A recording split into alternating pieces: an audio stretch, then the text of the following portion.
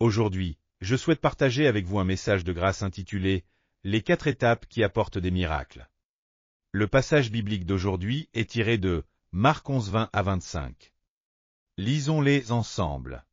Le matin, en passant, les disciples virent le figuier séché jusqu'aux racines. Pierre, se rappelant ce qui s'était passé, dit à Jésus, « Rabbi, regarde, le figuier que tu as maudit a séché. » Jésus prit la parole et leur dit, « Ayez foi en Dieu. Je vous le dis en vérité, si quelqu'un dit à cette montagne, « ôte-toi de là et jette-toi dans la mer », et s'il ne doute point en son cœur, mais croit que ce qu'il dit arrive, il le verra s'accomplir. C'est pourquoi je vous dis, tout ce que vous demanderez en priant, croyez que vous l'avez reçu, et vous le verrez s'accomplir. Et, lorsque vous êtes debout faisant votre prière, si vous avez quelque chose contre quelqu'un, pardonnez, afin que votre Père qui est dans les cieux vous pardonne aussi vos offenses. Un jour, Jésus se rendait à Jérusalem avec ses disciples, en partant de Béthanie. Comme ils étaient partis tôt, le Seigneur avait faim. En chemin, ils virent un figuier au bord de la route. Jésus s'approcha de l'arbre avec ses disciples pour voir s'il y avait des figues. Cependant, la Bible précise que ce n'était pas la saison des figues. L'arbre était plein de feuilles, mais il n'y avait aucun fruit. Alors Jésus regarda l'arbre et déclara solennellement, « Désormais, personne ne mangera jamais plus de tes fruits. » Après ces paroles, il continua son chemin avec ses disciples vers Jérusalem, où il passa la journée à enseigner. Le soir venu, ils retournèrent à Béthanie pour la nuit. Le lendemain matin, en repartant de Béthanie vers Jérusalem, ils passèrent de nouveau près de ce figuier. Jésus s'apprêtait à passer devant sans s'arrêter, mais Pierre remarqua quelque chose d'étrange.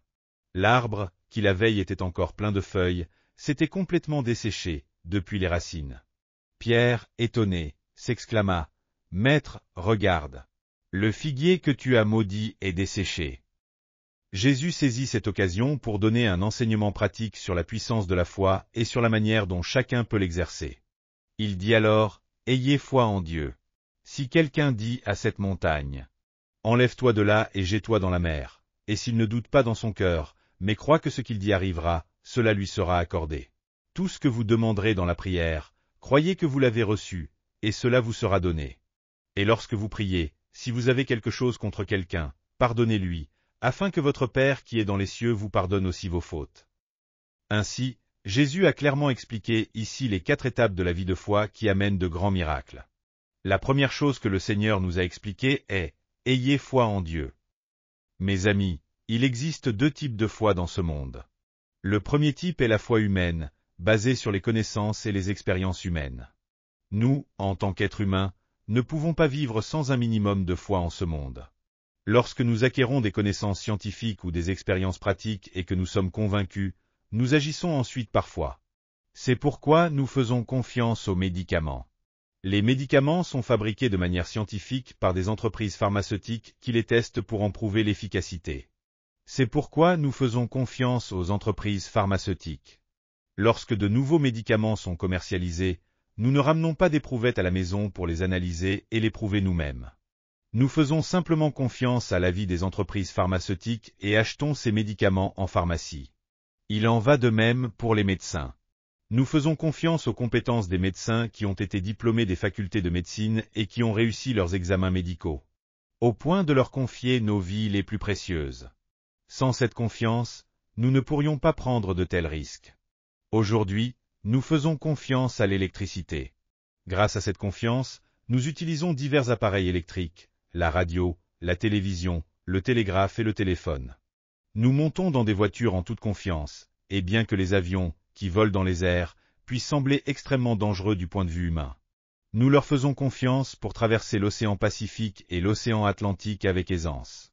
De nos jours, nous faisons confiance aux services postaux pour envoyer des lettres, et nous déposons nos biens durement acquis dans des banques, en toute confiance. Ces exemples montrent que nous agissons parfois après avoir vérifié les faits prouvés scientifiquement. Si nous doutions de tout dans ce monde, nous ne pourrions pas y survivre. Nous croyons aussi, à travers notre expérience, que le soleil se lèvera à l'est demain matin. Dans les régions tempérées, nous savons par expérience que les 4 saisons, le printemps, l'été, l'automne et l'hiver arriveront sans faute.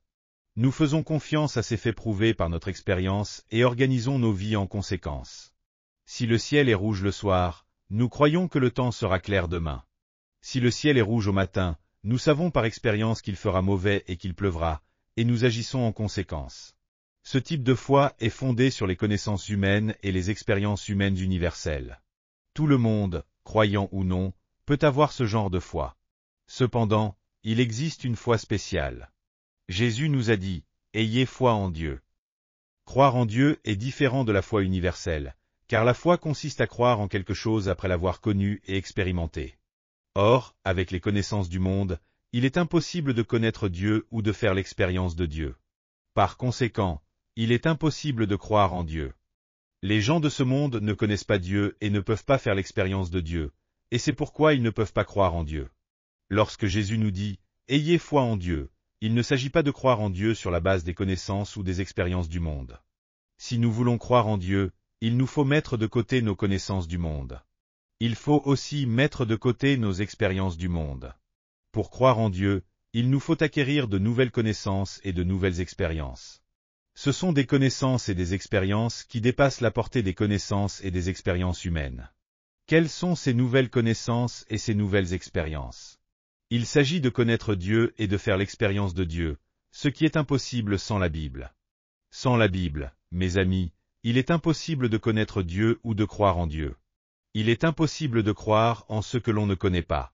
Pour acquérir la foi, il faut écouter la parole de Dieu, lire la parole de Dieu, étudier et approfondir la parole de Dieu afin de la connaître et de la comprendre. Une fois que nous connaissons Dieu, nous pouvons croire en lui et faire l'expérience de lui. Et lorsque nous accueillons Jésus-Christ comme notre Sauveur, nous faisons alors l'expérience du salut dans nos vies. Nous expérimentons la foi, l'espérance, l'amour et la grâce de Dieu avec une profonde émotion. Grâce à ces expériences, nous pouvons approfondir notre foi. Ainsi, cette foi est une foi spéciale, une expérience spéciale. Ce n'est pas une foi fondée sur les connaissances acquises dans les écoles primaires, secondaires, lycées, universités ou écoles supérieures. Mais une foi fondée spécifiquement sur la parole de la Bible. C'est une foi fondée sur la connaissance de Dieu, acquise à travers la lecture de la Bible. C'est pourquoi, mes amis, lorsque nous marchons avec cette foi, nous faisons l'expérience d'un monde nouveau, un monde de miracles. Il n'y a pas de miracle dans ce monde. Ce monde est gouverné par les connaissances humaines, et tout ce que nous faisons est scientifique, logique et rationnel. Mais la foi en Dieu repose sur la connaissance de Dieu que nous obtenons par la Bible. Dieu est le Créateur, et c'est pourquoi nous pouvons faire l'expérience de miracles incroyables dans ce monde. La volonté de Dieu est remplie de merveilles. La Bible nous révèle que Dieu a envoyé Jésus pour nous sauver. C'est pourquoi nous pouvons croire en notre salut et être sauvés. À travers la Bible, nous savons que Dieu veut guérir chacun d'entre nous. Jésus a porté nos faiblesses et nos maladies. Connaissant ce fait, nous pouvons prier dans le nom de Jésus pour la guérison. La Bible nous dit que Dieu a détruit la puissance de l'ennemi, le diable. Nous pouvons croire que Dieu nous délivrera des attaques du diable et prier avec foi. La Bible nous dit que Jésus a porté nos malédictions et nos échecs sur la croix, et nous croyons qu'à travers Christ, la malédiction est brisée, et nous réclamons les bénédictions d'Abraham dans nos vies. La Bible nous dit que Dieu a ouvert les portes du ciel par Jésus, qu'il a préparé un nouveau ciel, une nouvelle terre et une nouvelle Jérusalem. C'est pourquoi nous croyons qu'au-delà de la mort, un nouveau ciel, une nouvelle terre et la nouvelle Jérusalem nous attendent, et nous avons foi en cette promesse. Ainsi, une foi qui n'est pas fondée sur la parole de Dieu n'est que du chamanisme, et attendre un miracle sans la parole de Dieu n'est que du mysticisme. Lorsque nous marchons dans la parole, nous connaissons Dieu, nous croyons en lui, et nous faisons l'expérience de la puissance de Dieu dans nos vies. Ainsi, Jésus nous a dit, « Ayez foi en Dieu ». Deuxièmement, le Seigneur dit à ses disciples, « Si quelqu'un dit à cette montagne, ôte-toi de là et jette-toi dans la mer, et s'il ne doute pas dans son cœur mais croit que ce qu'il dit arrive, cela lui sera accordé. » Ici, notre Seigneur parle du grand pouvoir des paroles. Mes amis, Jésus dit de commander à cette montagne de se jeter dans la mer, mais c'est une métaphore pleine de sens.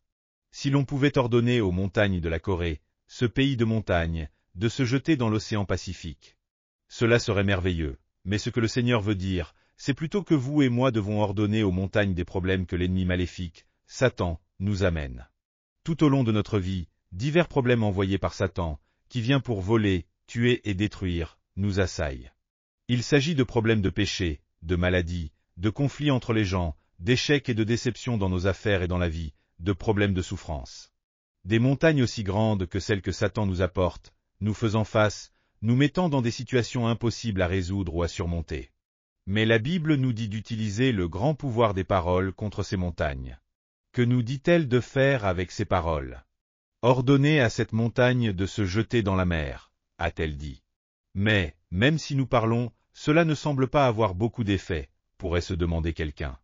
Pourtant, la Bible dit que si vous croyez et ne doutez pas dans votre cœur, ce que vous dites arrivera. Mais, mes amis, nous devons croire et ne pas douter. Pourquoi n'est-il des doutes dans nos cœurs et pourquoi sommes-nous inquiets même lorsque nous essayons de parler avec foi? C'est lorsque nous avons du péché que nous perdons notre assurance et que nous manquons de confiance. Quand nous ne sommes pas confiants, la foi ne vient pas. Si nous pouvons nous tenir devant Dieu sans culpabilité dans nos cœurs, nous devenons audacieux, sûrs de nous, et la foi jaillit. Alors, nous pouvons ordonner à cette montagne de se jeter dans la mer. Mais si nous savons que nous avons du péché, si Dieu sait que nous avons du péché, et si notre conscience nous condamne, alors nous perdons notre assurance. Et sans assurance, la foi en Dieu ne peut pas se développer, et nous doutons. De plus, si nous vivons dans la désobéissance, nous ne pouvons pas avoir la confiance nécessaire pour ordonner à cette montagne de se jeter dans la mer. Si je ne respecte pas le jour du Seigneur, si je vole la dîme, si je ne vis pas selon la parole de Dieu, comment puis-je ordonner à cette montagne de se jeter dans la mer avec assurance? Cela ne se produira pas simplement parce que je le souhaite. C'est pourquoi, pour croire sans douter, nous devons nous repentir de nos péchés. Nous devons nous repentir de tout ce qui trouble notre cœur et notre conscience, et être lavés par le sang du Seigneur. Nous devons ensuite abandonner une vie de désobéissance et vivre selon la volonté de Dieu. Après cela, vous devez ouvrir votre bouche et faire des déclarations créatrices dans votre vie quotidienne. Vos paroles ont plus de pouvoir que vos pensées pour transformer votre destin et votre environnement. La Bible dit que vous et moi avons été créés à l'image de Dieu. Dieu a créé l'univers par sa parole. Dieu a créé toutes choses par l'énergie de sa parole. Aujourd'hui, vous et moi, non seulement avons été créés à l'image de Dieu, mais nous avons aussi le pouvoir créatif de prononcer des paroles à l'image de Dieu. Par ces paroles, nous influençons et créons non seulement notre personnalité, mais aussi notre environnement et notre destin. C'est pourquoi Jésus, voyant le figuier, a dit « Que plus jamais personne ne mange de ton fruit », et l'arbre est mort. Jésus nous a ainsi montré un exemple du pouvoir des paroles qui sortent de notre bouche. Voilà pourquoi, mes amis, aujourd'hui, nous devons utiliser ce même pouvoir créateur dans nos paroles, et utiliser la force de la foi.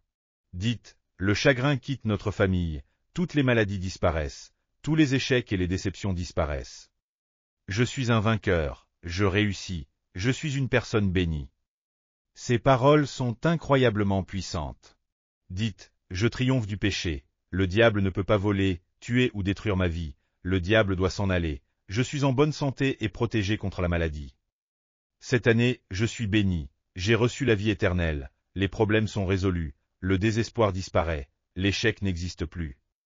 Ces paroles ont un tel pouvoir qu'elles déracinent les forces négatives et vous élèvent sur le podium de la victoire. Mais si vous ne savez pas comment utiliser ces paroles et que vous dites « Je ne peux pas le faire, ça ne va pas marcher pour moi, je ne peux rien accomplir. Nous sommes voués à l'échec, nous allons tous mourir, je vais mourir de cette maladie, mes affaires sont ruinées, je suis un perdant. Je suis un étudiant raté, tout est fini. » Alors ces paroles flétriront votre vie comme les feuilles du figuier, vous amenant à la mort et au désespoir. C'est pourquoi Jésus a dit « en vérité ». Il voulait dire « je dis la vérité et je ne mens pas. Par vos paroles, vous pouvez soit sauver, soit tuer. » Voilà pourquoi, à partir d'aujourd'hui, mes amis, parlons de manière positive. Lorsque nous parlons ainsi de manière positive et que nous vivons dans l'attente que ces paroles se réalisent, Dieu agira avec une puissance incroyable, au-delà de nos attentes. La Bible dit « la vie et la mort sont au pouvoir de la langue ». Elle dit aussi, par tes paroles, tu seras lié, et par tes paroles, tu seras captif.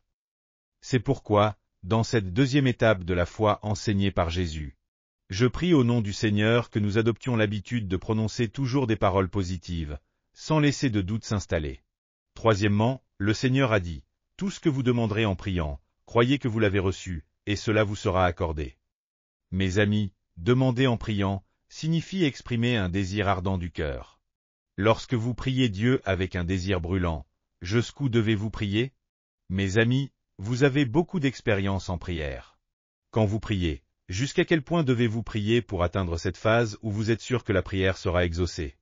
La Bible nous montre clairement cette étape. Vous devez prier jusqu'à ce que, par l'aide du Saint-Esprit dans votre cœur, vous ayez la conviction que cette prière a été exaucée. Croyez que vous l'avez reçue, c'est-à-dire que vous devez prier jusqu'à ce que la certitude de l'avoir reçue remplisse votre cœur. Alors, après avoir prié, une paix surnaturelle donnée par l'Esprit Saint envahit votre âme. Et soudain, même si vous n'avez aucune preuve visible, rien n'est entendu, rien n'est tangible, vous ressentez une certitude inébranlable que la prière a été exaucée. Ceux qui écoutent ma prédication aujourd'hui ont probablement fait cette expérience une ou deux fois. Je connais bien cette expérience car je l'ai vécue de nombreuses fois. Cette année encore, en m'agenouillant pour prier devant Dieu, je lui ai dit, « Seigneur, aide notre Église à atteindre 20 000 cellules et 350 000 membres cette année. » Dès que cette prière est sortie de ma bouche, immédiatement, le Saint-Esprit a répondu, « Qu'il en soit selon ta foi. » Mon cœur s'est rempli de la vision de cet accomplissement, de certitude et de paix. Dès lors, je ne pouvais plus prier, car Dieu avait déjà répondu. Il ne me restait plus qu'à exprimer ma gratitude. Merci Seigneur, car tu as déjà accompli cela. Bien que rien ne soit visible, tout semble déjà exaucé. Alors, mes amis, lorsque vous priez, priez jusqu'à ce que cette assurance prenne racine dans votre cœur. Quand cette certitude arrive, commencez à rendre grâce et à faire des déclarations positives, au nom du Seigneur. Quatrièmement, cela est extrêmement important. Dans notre vie de foi, dans une vie où des miracles se produisent, ceci est un point crucial.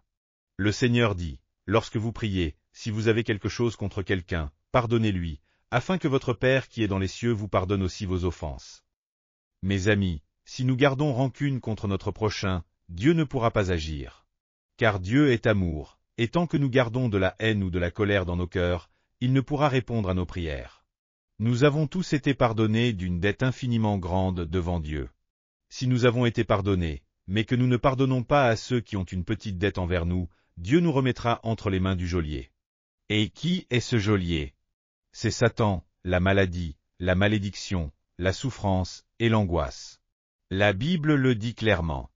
Pour l'expliquer avec un exemple moderne, dans l'évangile de Matthieu au chapitre 18, un homme devait une dette énorme à un roi. Combien? 100 milliards de wons coréens. Il n'avait aucun moyen de rembourser cette somme, et désespérait.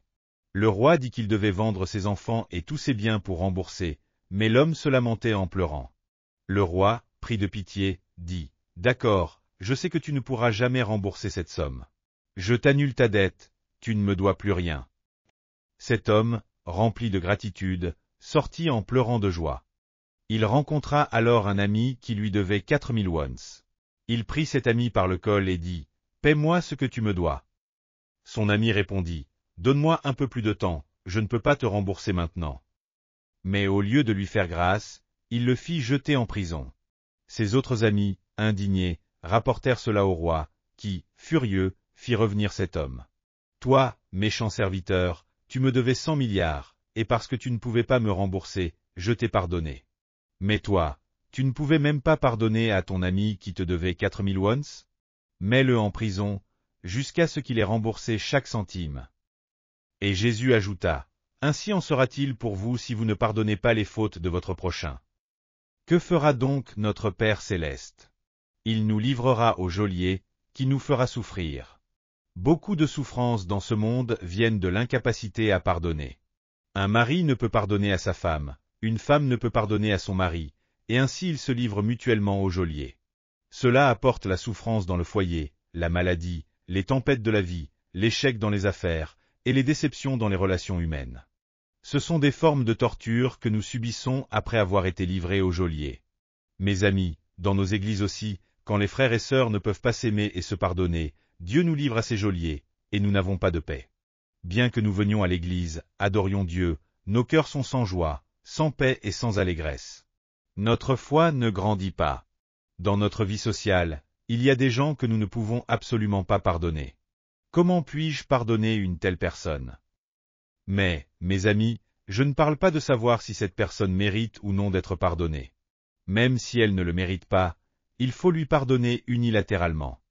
Nous devons l'appeler par son nom et la pardonner. Même si elle ne mérite pas notre pardon, dites à Dieu, « Seigneur, cette personne ne mérite pas d'être pardonnée, mais je lui pardonne quand même. » Dénouez ce qui est lié dans votre cœur. Faites-le. Appelez cette personne par son nom devant Dieu et dites, « Par le sang de Jésus, je lui pardonne. » Une fois cela fait, vous ne serez plus responsable devant Dieu. Il n'y aura plus de barrière entre vous et Dieu. Peu importe les nombreux problèmes entre cette personne et Dieu, vous serez en paix avec Dieu. En pardonnant, vous recevrez aussi le pardon de Dieu.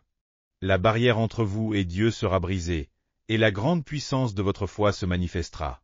L'ennemi, Satan, qui vient pour voler, tuer et détruire, fuira par cet chemin après être venu par un seul. Mes amis, les miracles ne peuvent pas être expliqués par la sagesse humaine ou les connaissances du monde. Parce qu'ils ne viennent ni de la connaissance ni de l'expérience humaine. Les miracles appartiennent à la connaissance et à l'expérience de Dieu, et Dieu accomplit tout par des miracles.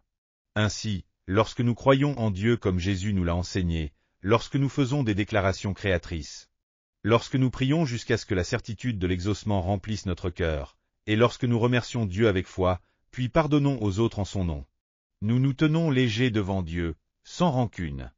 Là où vous marchez, Dieu agira par son Esprit Saint, et des miracles se produiront. Les problèmes de votre vie seront résolus, et de grandes bénédictions vous attendent. Baissons tous la tête et prions ensemble. Dieu notre Père vivant, nous ne savons pas à quel point nous avons besoin de miracles dans nos vies aujourd'hui. Les miracles sont la réponse à nos problèmes, les miracles sont le moyen de faire l'expérience de Dieu, et les miracles deviennent un espoir infini dans nos cœurs pour l'éternité. Père céleste, la foi en Dieu ne peut pas se baser sur les connaissances humaines, car nous ne pouvons pas connaître Dieu par la sagesse du monde. Et nous ne pouvons pas croire en lui sans l'avoir expérimenté. La foi en Dieu ne peut venir que par la connaissance et la compréhension de Dieu à travers la Bible. Et c'est seulement en acceptant Jésus comme notre Sauveur que nous pouvons faire l'expérience de Dieu et approfondir notre foi. Aide-nous, Seigneur, à fonder notre foi sur la Bible. Aide-nous à placer Jésus au centre de notre foi, et que notre foi puisse amener les miracles de Dieu dans nos vies quotidiennes. Que cette nouvelle année soit une année où tous nos fidèles vivent dans les miracles, prospérant en tout comme leur âme prospère, en étant en bonne santé et en recevant la vie en abondance. Seigneur, aide-nous à croire que les miracles de Dieu se produiront dans tous les aspects de notre vie. Fais-nous comprendre que connaître Dieu et croire en lui est déjà en soi une source de miracles. Aide-nous à prononcer des paroles créatrices miraculeuses, à prier des prières créatrices miraculeuses, et à pardonner tout en avançant dans notre vie. Nous prions au nom de Jésus. Amen. Alléluia. Avez-vous reçu beaucoup de grâce à travers la parole? Je vous bénis de tout mon cœur au nom du Seigneur pour que vous soyez de plus en plus armés de la parole de Dieu et remplis du Saint-Esprit, afin que vous meniez une vie victorieuse dans ce monde. Si vous avez aimé cette vidéo, n'oubliez pas de vous abonner à la chaîne, d'activer les notifications et d'appuyer sur le bouton « J'aime ». Cela nous aide beaucoup à préparer plus de vidéos remplies de grâce. Nous nous retrouverons avec joie dans la prochaine vidéo. Que Dieu vous bénisse grandement.